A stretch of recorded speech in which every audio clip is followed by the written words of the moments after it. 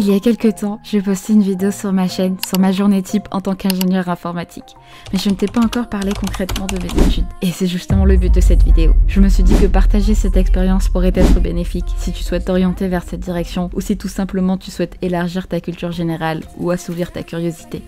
Pour ce faire, je vais suivre un ordre chronologique pour mieux orienter mon propos.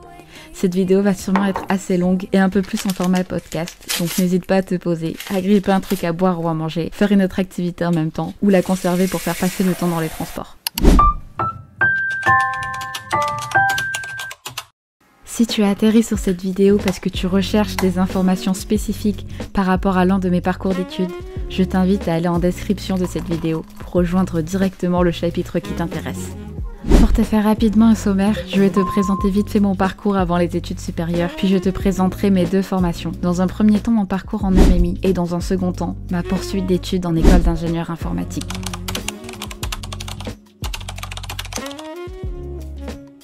À l'école, j'ai toujours été cette fille super studieuse, calme et appliquée. J'étais systématiquement dans le top 3 des élèves de la classe. Et je ne dis pas ça pour me vanter, parce que je n'étais clairement pas la plus intelligente. Mais je savais pourquoi j'étais là. J'ai grandi dans une famille modeste et ma mère m'a toujours fait comprendre dès mon plus jeune âge que la seule manière de s'en sortir, c'était de bien travailler à l'école pour avoir un avenir et sortir de la précarité. De plus, avec l'éducation stricte que j'ai reçue, je n'avais pas le droit de sortir, ce qui fait que j'étais souvent en décalage avec les jeunes de mon âge. La seule sortie que j'étais autorisée à faire était d'aller à la bibliothèque. Au final, j'étais un peu la fille boring qui ne sortait pas, ne buvait pas et passait ses soirées à réviser.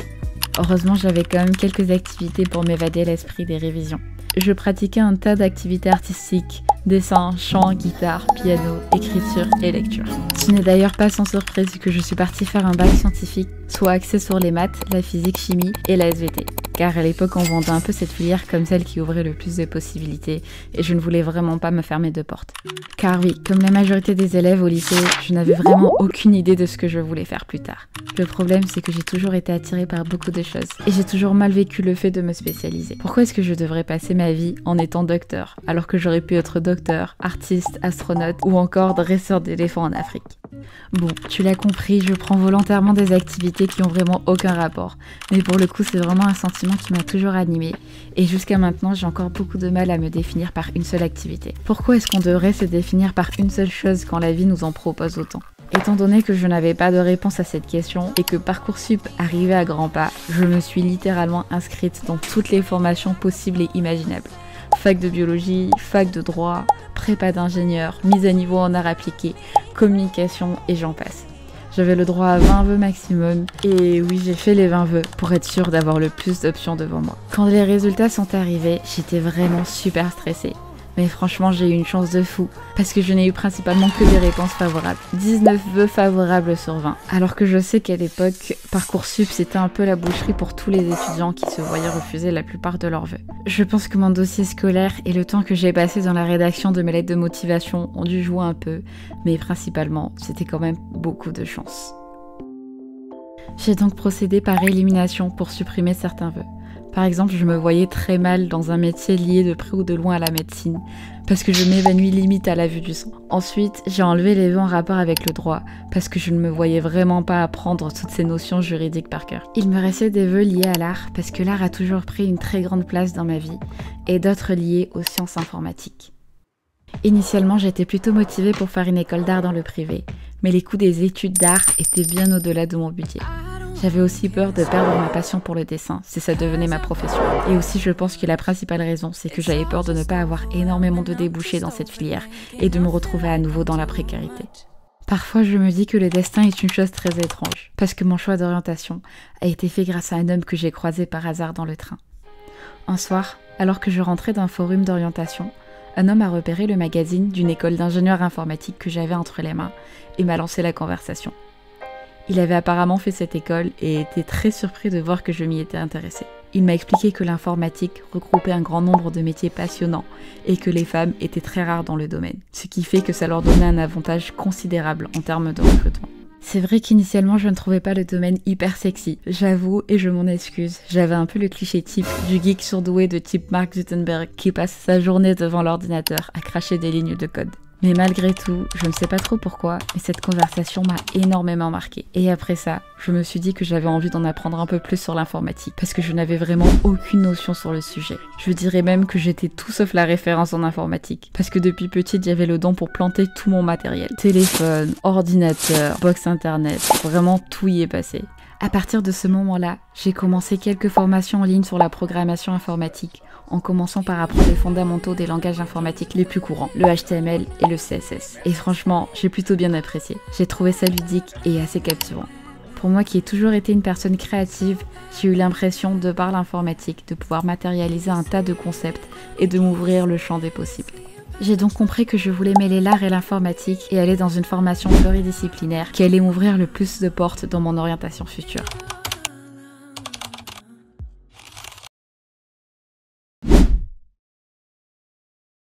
En 2018, juste après avoir obtenu mon bac avec mention très bien, j'ai donc opté pour un diplôme universitaire et technologique sous son acronyme DUT. Aujourd'hui, le DUT a été transformé en BUT pour Bachelor universitaire et technologique, qui se déroule maintenant plus en 2 ans, mais en 3 ans. Apparemment, ce changement s'explique par le fait que la plupart des élèves après le DUT, 80% selon le site l'étudiant.fr, poursuivraient leur étude avec une licence professionnelle. Ajouter une année de plus, ça permettrait donc de leur éviter de chercher un autre cursus et de proposer un enseignement plus approfondi. J'ai donc été immergée dans une promo de 80 élèves, mais heureusement pour moi, contrairement à la fac, en DUT, le suivi des élèves reste quand même assez similaire à ce que l'on peut retrouver au lycée. Car cette promo était divisée en 3 classes de travaux dirigés, les TD, de 30 personnes qui elles-mêmes étaient divisées par 2 pour les travaux pratiques, les TP. Je me rappelle comme si c'était hier de mon premier jour de cours, avec toutes ces personnes dans l'amphithéâtre qui ne savaient pas trop à quoi s'attendre. Je me rappelle aussi que je me suis très rapidement faite 2 amis en ce premier jour, avec qui j'ai passé tout le cursus, et avec qui aussi malheureusement j'ai perdu les liens. Néanmoins, socialement parlant, j'ai trouvé que le DUT, c'était vraiment top. Ça m'a aidé à sortir de ma zone de confort, à côtoyer de nouvelles personnes, et à vivre pour la toute première fois de ma vie, une vie étudiante. Le DUT que j'ai choisi, c'est le DUT MMI, pour métier du multimédia et de l'internet. Si c'est la première fois que tu entends cet acronyme, c'est normal. Personne de mon entourage n'en avait entendu parler. En même temps, cet ensemble de mots veut tout dire et rien dire à la fois. Mais justement, je t'ai préparé un petit récap pour t'expliquer en quoi cela consistait. Cette formation est centrée autour de 3 pôles: la création numérique, l'informatique et la communication. Et ce, avec plus de 25 matières au total. Au sein du pôle création numérique, l'objectif principal était d'aborder les différentes méthodes et outils pour créer des interfaces graphiques pour les utilisateurs et faire de la création de contenu. Quand je parle de création d'interfaces utilisateurs, je parle de la conception de maquettes visuelles qui vont servir de guidelines pour concevoir par la suite un site ou une application. Cette discipline est appelée dans le jargon informatique UI UX Design et associe le graphisme et l'interface, donc le côté artistique, avec l'ergonomie dont le but est de simplifier au maximum l'expérience de l'utilisateur. En ce qui concerne la création de contenu, j'ai eu des cours d'audiovisuel pour apprendre à utiliser des caméras, concevoir un scénario, réaliser des montages et éditer des photos. J'ai également eu des cours de graphisme pour apprendre à concevoir des logos et des éléments graphiques, donc des affiches, des revues de presse ou encore faire des incrustations de visuels sur des goodies, ainsi que des cours de motion design pour animer des visuels sur des formats vidéo et quelques cours de conception 3D. En création numérique, j'ai donc appris à utiliser un bon nombre d'applications de la suite Adobe, Photoshop, Premiere Pro, Illustrator, InDesign et j'en passe. Et en complémentarité de la pratique, j'ai eu quelques cours d'histoire de l'art pour mieux comprendre les différents courants artistiques qui ont influencé le graphisme actuel et pour mieux maîtriser les règles de design qui sont utilisées. D'un autre côté, dans le pôle informatique, l'objectif principal était de comprendre les bases du réseau informatique, de la programmation et du traitement du son et de l'image. La programmation informatique que j'ai vue en MMI était plus axée web, avec principalement un apprentissage des langages informatiques HTML, CSS et PHP, avec un peu de JavaScript. Je pense que la formation n'est pas destinée à des personnes qui savent dès le début qu'elles veulent s'orienter vers le développement d'applications ou dans l'ingénierie informatique, mais elle peut clairement créer des vocations et permettre de s'y spécialiser plus tard. Il y avait quand j'y étais des cours de maths avec un niveau lycée, mais des sources que j'ai actuellement, les maths ont progressivement disparu de la formation. Enfin, dans le pôle communication, l'objectif principal était plutôt de nous apprendre, comme son nom l'indique, à devenir de bons communicants, en apprenant d'une part à bien se présenter et à s'exprimer, en prenant en compte le verbal et le non-verbal, mais également à communiquer autour d'un produit dans une démarche plus marketing, pour vendre un produit et mieux comprendre les clients. J'ai également eu des cours d'infocom centrés autour de l'étude des médias, des théories de communication et des technologies de l'information. Les perspectives d'évolution en MMI sont assez larges dû à son programme pluridisciplinaire. Il y a en gros des personnes qui vont s'orienter vers l'audiovisuel, devenir cadreur, monteur, scénariste ou encore motion designer. D'autres personnes qui sont plus axées sur le graphisme et qui vont donc devenir graphistes ou encore UI UX designer, soit ceux qui sont concepteurs d'interfaces utilisateurs pour les applications. D'autres qui vont se spécialiser plus vers la communication en travaillant dans des agences de marketing ou directement chez des clients pour réfléchir à des stratégies de vente de produits ou en étant plus community manager. Donc les personnes qui vont s'occuper de gérer les réseaux sociaux des entreprises. Il y a un pourcentage d'étudiants qui s'orientent plus vers l'informatique, une grosse partie dans le développement informatique, mais également dans le traitement des données, dans le réseau ou encore dans le traitement des images. Enfin, il y a également des élèves qui, à la fin du cursus, décident de se mettre à leur compte ou de créer leur propre entreprise, avec toutes les notions qui ont été apprises. Néanmoins, dans la plupart des cas, après un DUT MMI, il est nécessaire de faire une poursuite d'études pour se spécialiser dans un domaine. Parce que l'on voit tellement de choses, mais c'est hyper compliqué de vraiment approfondir une discipline. Et aussi en France, on a quand même beaucoup la culture du diplôme, et une personne avec un bac+2 aura beaucoup moins de chances d'obtenir un salaire attractif en début de carrière qu'une personne avec un bac+3 ou encore un bac+5.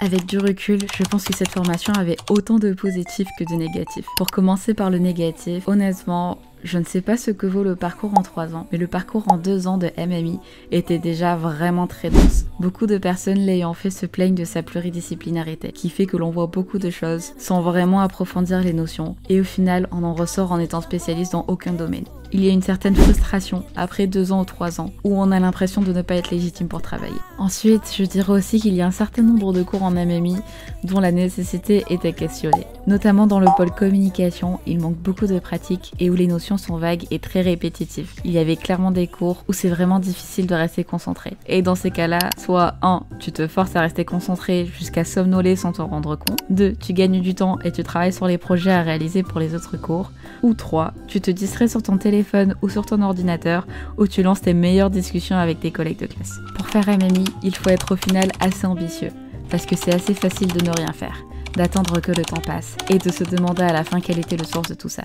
En ce qui me concerne, dès les premiers mois dans ce cursus, j'ai compris qu'il y avait plus de débouchés dans l'informatique et j'ai réellement apprécié tous les cours les plus techniques. Pour être accepté en école d'ingénieur après 2 ans de DUT, il fallait être parmi les meilleurs de sa promo. Et j'ai toujours gardé ça en tête pour viser le top 3. Mais vraiment sans plus d'efforts que ça. En y repensant, c'était vraiment les années les plus chill de ma vie. Beaucoup plus détente que le bac scientifique, de nouvelles rencontres et surtout, juste profiter de ma vie étudiante. Dans le positif de la formation, je dirais que sa pluridisciplinarité m'a permis de créer une map de l'ensemble des domaines liés à l'informatique et au multimédia et d'accroître considérablement ma culture générale.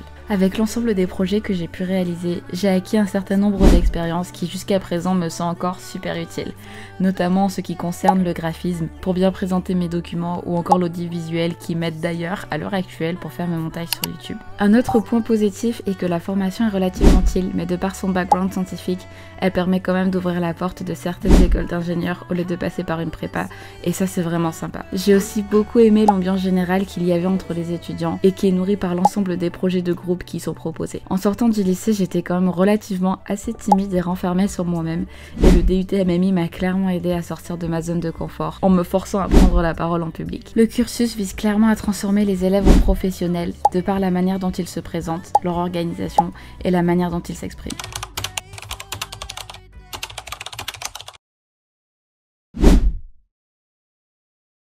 Juste après le DUT MMI, j'ai su que je voulais m'orienter vers une école d'ingénieur informatique car d'une part j'ai appris à vraiment aimer la programmation et d'une autre, les métiers dans le domaine sont tellement recherchés que je savais que j'aurais plus d'opportunités professionnelles en sortant des études. Initialement, je voulais aller dans une école d'ingénieur connue sous le nom de l'IMAC à Marne-la-Vallée. Cette école d'ingénieur est souvent représentée comme la poursuite logique du DUT MMI car elle est très orientée médias numériques. Néanmoins, après réflexion et recherche sur les autres opportunités de poursuite d'études dans le sud de la France, j'ai vu qu'il y avait une formation d'ingénieur spécialisée dans le multimédia. Je me suis donc dit qu'il était plus judicieux de rester dans la même ville pour conserver mon logement, mais aussi, je l'avoue, pour ne pas être trop loin de chez ma maman. Ma rentrée n'a pas été aussi excitante qu'en DUT. Pour vous dire toute la vérité, je me suis même demandé à plusieurs reprises ce que je faisais là. Dans un premier temps parce qu'en DUT, les cours étaient tellement tranquilles et la partie scientifique n'était pas très poussée, que là j'ai compris, dès la rentrée, que j'allais devoir avoir une grosse remise à niveau en maths, en physique et en programmation. De plus, j'étais la seule fille de ma classe. Alors oui, l'informatique est désertique désertée par les femmes, qui représentent moins de 20% de l'industrie. Je savais que c'était le cas, mais je ne m'attendais quand même pas à être la seule fille d'une classe de 32 élèves. D'autant plus que j'ai eu un peu d'espoir en rentrant dans l'amphithéâtre, car il y avait 3 filles assises. Sauf que 2 d'entre elles étaient en 3e année, et l'une d'entre elles était en 2e année. Donc j'étais la seule fille en première année. Cette expérience qui était sur le papier plutôt dramatique m'a pourtant beaucoup apprise. Mais ce n'est pas vraiment le sujet central de la vidéo, donc je ne m'étalerai pas dessus. Si cela t'intéresse, je pourrais expliquer dans un autre épisode mon expérience et comment cela a énormément affecté mon caractère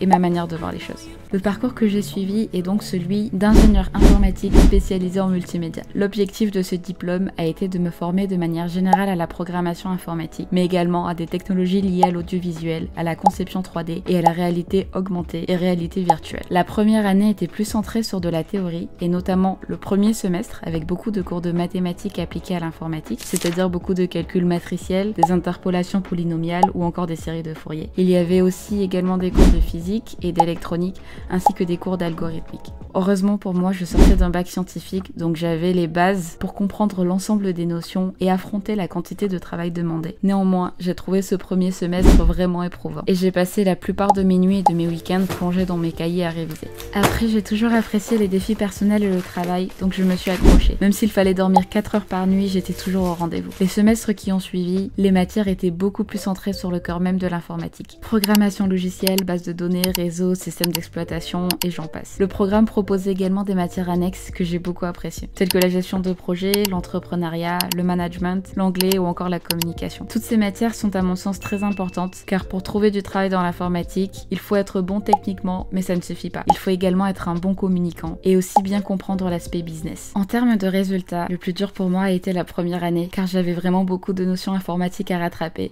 suite à mon DUT MMI, et j'avais vraiment un gros syndrome de l'imposteur. J'avais vraiment l'impression de ne pas mériter ma place et de ne pas avoir les compétences qu'il fallait. J'ai également eu un professeur qui m'a demandé ce que je faisais dans la classe et m'a dit que si je comptais sur l'anglais et sur la communication pour avoir la moyenne, il vaudrait mieux arrêter maintenant. Je pense que oui, le fait que je sois une femme dans l'informatique a beaucoup joué dans ce ressenti, mais avec le temps et le recul, j'ai l'impression que beaucoup de personnes dans ce domaine, même les hommes, souffrent d'un gros syndrome de l'imposteur. Néanmoins, j'ai réussi à finir première de promo sur les 2 dernières années d'école d'ingé, et ça m'a vraiment beaucoup aidé à regagner confiance en mes capacités et à me dire que oui, je suis une fille dans l'informatique, mais j'aime ce que je fais et je peux être aussi forte que les autres. Généralement, après avoir été diplômée d'une école d'ingénieur, différents postes sont ouverts à nous en fonction de notre spécialité. Ingénieur dans le développement d'applications, c'est la débouchée la plus courante, et ça peut être dans le développement front-end, donc c'est-à-dire plus axé sur le visuel, ou plus dans le développement back-end, donc plus axé sur la logique du système informatique.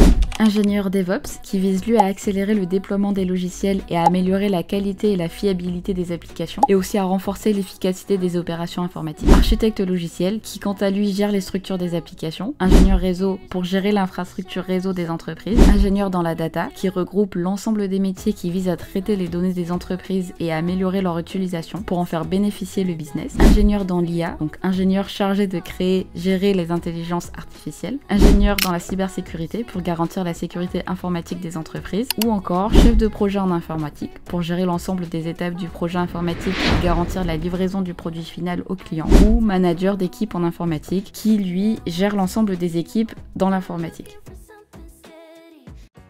En ce qui me concerne, de manière générale, j'ai plutôt bien apprécié les sujets des cours, ainsi que les projets qui m'ont été proposés. Après, comme toujours, je pense qu'il y a toujours des points d'amélioration à avoir sur la formation. Par exemple, j'aurais peut-être préféré avoir un peu plus de projets plus concrets, car on passe tellement vite d'une notion à une autre que c'est quand même assez compliqué de tout maîtriser à la fin. Après, en ce qui concerne l'organisation administrative de l'école, il y avait quelques points améliorés, comme par exemple le fait que beaucoup de personnes n'ont pas pu partir à l'étranger, car l'école ne proposait aucune aide ressource pour pouvoir partir, alors que le stage à l'étranger est un prérequis pour valider le titre d'ingénieur avec la CTI, qui est la commission des titres d'ingénieur.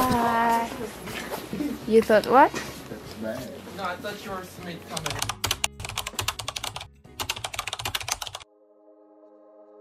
En conclusion, je dirais que je suis plutôt fière de mon parcours scolaire, car je me suis toujours donnée à 100%. Dans une société où le déterminisme social fait rage, soit l'idée selon laquelle la position sociale d'un individu à l'âge adulte serait en partie déterminée à sa naissance par l'origine socio-économique de ses parents, Ça fait toujours du bien de se battre pour sortir de ces statistiques. Au final, je suis plutôt fière de me dire que malgré ses faibles moyens, ma maman s'est toujours battue pour nous inculper une bonne éducation et nous permettre à moi et à ma sœur de sortir de ces statistiques. Fière de ne pas avoir abandonné dans les moments les plus durs. Avec du recul, fière des choix que j'ai pu prendre, quand mon avenir professionnel était super flou, mais que j'ai décidé de ne pas me laisser guider par la peur et de suivre mon instinct. Ce que je retiens de ces 5 années d'études, c'est aussi qu'au final, j'aurais très bien pu partir dans une autre direction, et ça aurait aussi été un bon choix, parce que je comprends maintenant que ce que l'on apprend à l'école, et qui a vraiment de la valeur, ce n'est pas les compétences mais le savoir-être. Apprendre à apprendre, s'organiser, s'adapter, communiquer avec les autres, gérer le stress, résoudre des problématiques, gérer les déceptions ou savourer les victoires. C'est un ensemble d'éléments que l'on retrouve en entreprise et qui font qu'un profil pourra passer devant celui d'une autre personne qui sur le papier est plus compétente. D'autant plus qu'avec le monde dans lequel on vit, rien ne nous dit que notre métier sera toujours d'actualité dans 5 ans ou 10 ans. Donc oui, mon point de vue c'est que c'est important de prendre au sérieux son choix d'orientation. Mais pas de là à se rendre malade, car le monde change, et surtout nous changeons, et nos envies aussi. J'espère que cet épisode sur mon parcours professionnel t'a plu. Sur la même thématique de l'orientation, j'aimerais faire un épisode sur comment trouver sa voie ou encore comment repenser son parcours professionnel. Si le sujet t'intéresse, n'hésite pas à me le faire savoir en commentaire.